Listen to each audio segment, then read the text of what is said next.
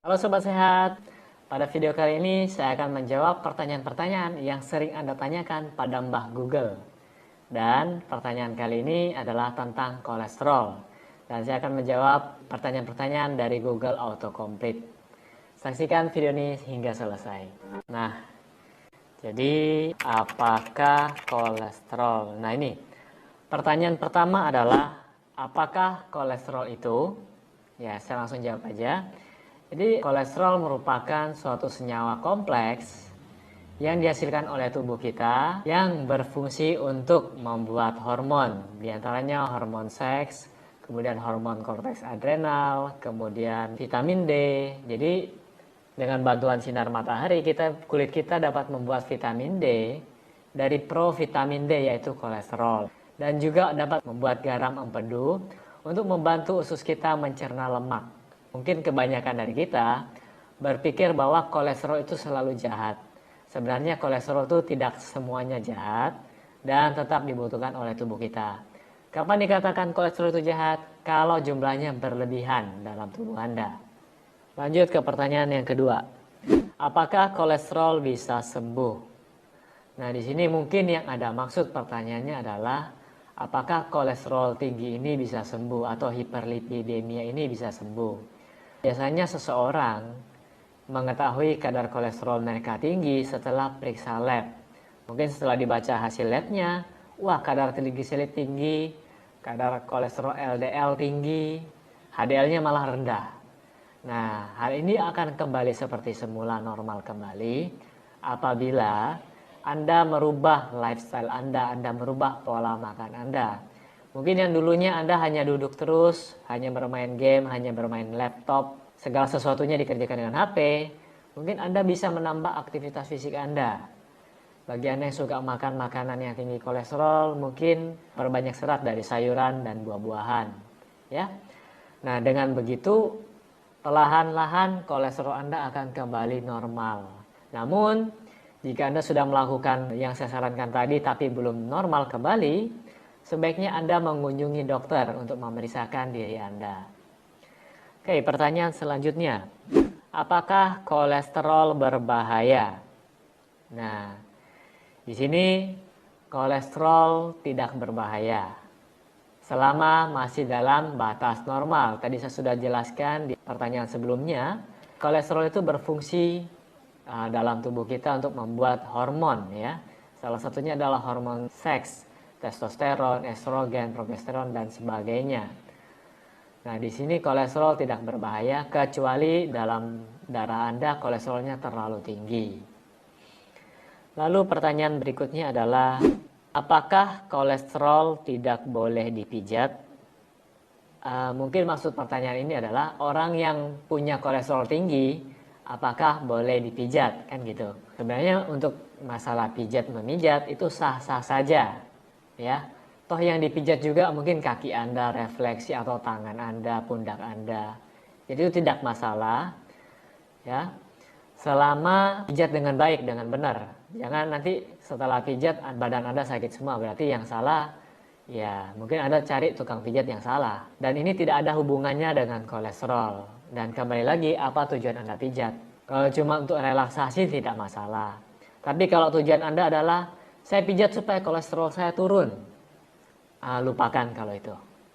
Ya, karena dengan memijat atau dengan dipijat, kolesterol Anda tidak akan turun kalau Anda tidak berolahraga, tidak merubah pola makan Anda. Oke. Selanjutnya, apakah kolesterol sama dengan lemak? Nah, di sini saya mau jelaskan dulu, lemak yang kita konsumsi sehari-hari, saya bagi ke dalam dua golongan besar supaya lebih mudah. Ya, jadi lemak yang baik dan lemak yang tidak baik. Lemak yang baik ini adalah lemak tidak jenuh atau unsaturated fat. Dan sedangkan lemak yang tidak baik adalah lemak jenuh atau saturated fat. Nah, lemak yang tidak jenuh ini juga dibagi menjadi dua. Jadi ada rantai tunggal dan ada rantai ganda. Rantai tunggal biasa kita sebut dengan monounsaturated fat dan rantai ganda atau polyunsaturated fat. Di sini lemak tak jenuh tunggal atau monounsaturated fat. Lemak ini berbentuk cair pada suhu kamar, tetapi akan menjadi solid ketika didinginkan. Dan manfaat lemak ini adalah dapat menurunkan kadar kolesterol LDL dalam darah dan dapat menyehatkan pembuluh darah. Anda bisa mendapatkan lemak-lemak ini dari berbagai jenis kacang-kacangan, kemudian buah alpukat, minyak canola, dan sebagainya. Kemudian yang selanjutnya adalah minyak tak jenuh ganda. Nah, ini dibagi dua lagi, yaitu omega 3 dan omega 6. Kemudian omega 3 ini terbagi lagi menjadi 3, yaitu ada DHA, ada EPA. Keduanya ini bersumber dari lemak dari minyak ikan. Kemudian ada namanya ALA.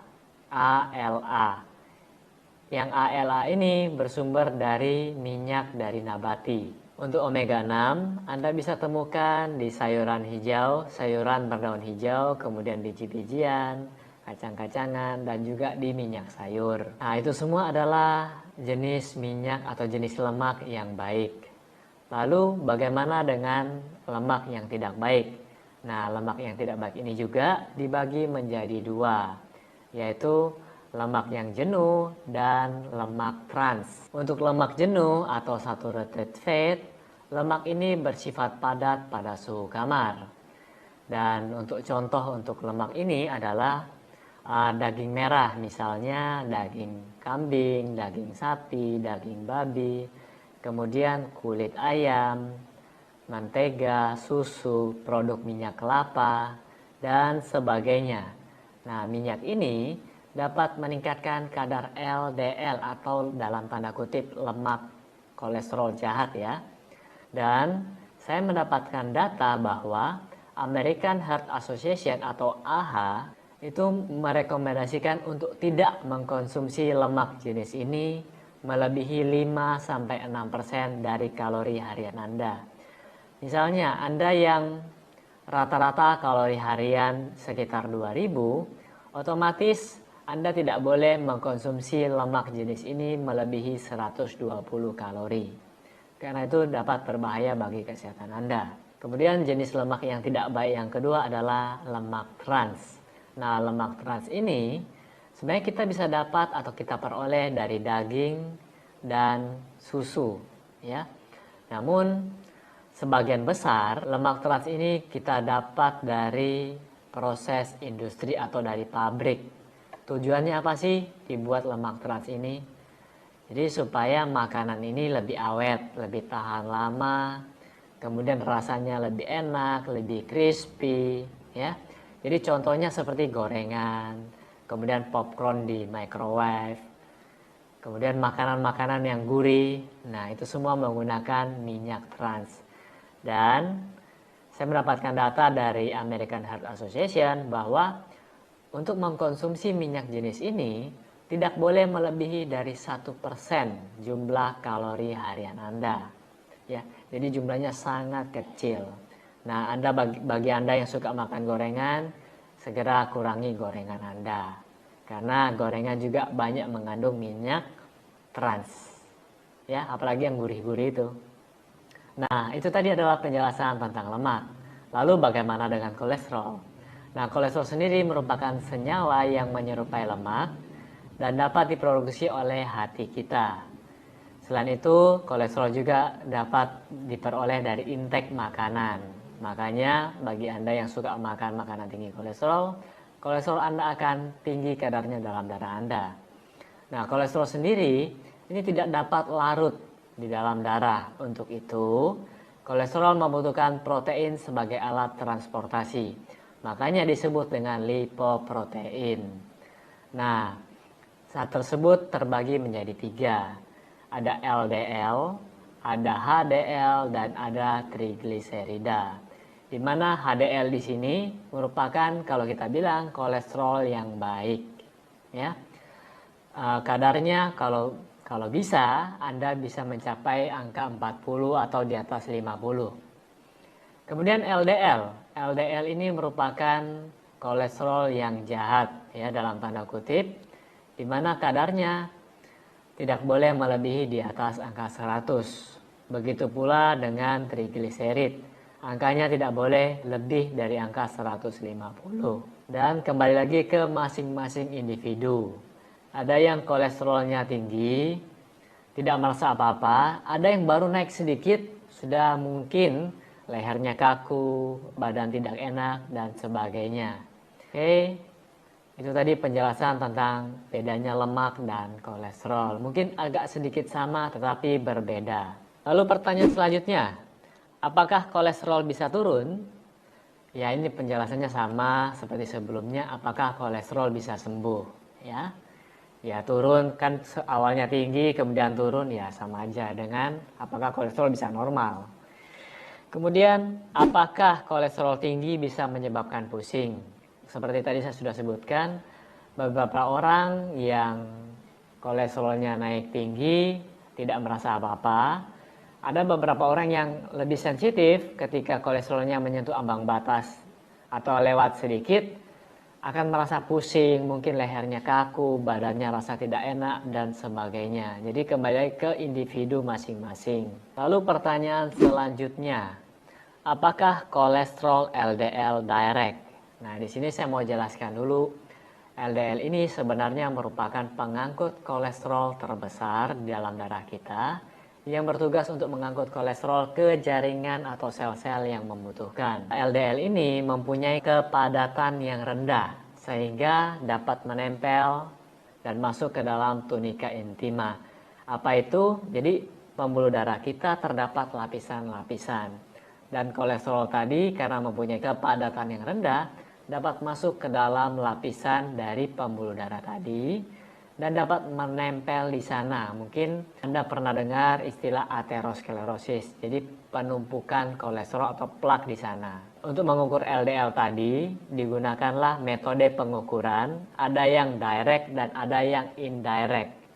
Nah, mungkin ini menjawab pertanyaan Anda, apakah kolesterol LDL direct? Jadi LDL direct ini merupakan salah satu metode pengukuran untuk kolesterol LDL yang biasa dilakukan di laboratorium. Jadi semoga ini dapat menjawab pertanyaan Anda. Oke, kita lanjut ke pertanyaan selanjutnya. Apakah kolesterol penyakit keturunan? Ya, pada beberapa orang mungkin menderita kolesterol karena faktor keturunan. Di sana ada faktor genetika yang berperan penting. Namun saya mau tekankan bahwa sebagian besar kolesterol disebabkan karena pola hidup. Karena lifestyle, pola makan Anda, aktivitas fisik Anda, pengelolaan stres Anda, dan sebagainya. Jadi jangan yang selalu disalahkan adalah turunan. Oh iya, karena orang tua saya kolesterol, saya juga ikut kolesterol. Oh iya, karena orang tua saya diabetes, saya ikut diabetes. Jadi tidak selalu, ya. Jika Anda menderita kolesterol saat Anda usia 30 tahun atau 40 tahun, saya rasa itu bukanlah karena keturunan. Yang diturunkan adalah piringnya. Mungkin pola makan Anda sama dengan orang tua Anda, akhirnya karena orang tua Anda makannya mungkin porsinya tinggi kolesterol, Anda juga makan hal yang sama, orang tua Anda kena kolesterol, Anda pun ikut kena kolesterol. Jadi mungkin ini penjelasan yang bisa saya berikan. Kemudian pertanyaan yang terakhir, apakah kolesterol dapat menyebabkan darah tinggi? Nah, di sini saya mau jelaskan bahwa kadar kolesterol yang tinggi itu dapat menyebabkan yang pertama kekentalan darah. Kemudian kolesterol jenis LDL tadi itu sudah saya jelaskan sebelumnya dapat masuk ke dalam lapisan pembuluh darah, dapat mengendap di sana, dapat mengeras, membentuk aterosklerosis. Lama-kelamaan penumpukan ini akan semakin banyak dan akan menutupi mungkin awalnya 1/5 dari pembuluh darah Anda, kemudian naik jadi 3/4, kemudian lama-kelamaan akan mungkin hampir setengah. Nah, ibaratkan selang pembuluh darah Anda, ketika selang ini dipencet, otomatis tekanannya akan jauh lebih kencang. Airnya akan jauh lebih kuat tekanannya. Begitu pula dengan pembuluh darah Anda yang tadi tertutup sebagian oleh plak, otomatis akan mempengaruhi tekanan darah dalam tubuh Anda. Jadi bagi Anda yang tidak ingin tekanan darah Anda tinggi, jagalah kadar kolesterol Anda, jagalah pola makan Anda. Nah, itu semua adalah pertanyaan-pertanyaan yang saya dapatkan dari Google Autocomplete. Dan seperti biasa, bagi Anda yang menyukai channel kesehatan seperti ini, silakan Anda klik like di bawah ini. Bagi yang belum subscribe, silakan subscribe dan share pada teman-teman Anda. Sampai jumpa di video saya selanjutnya.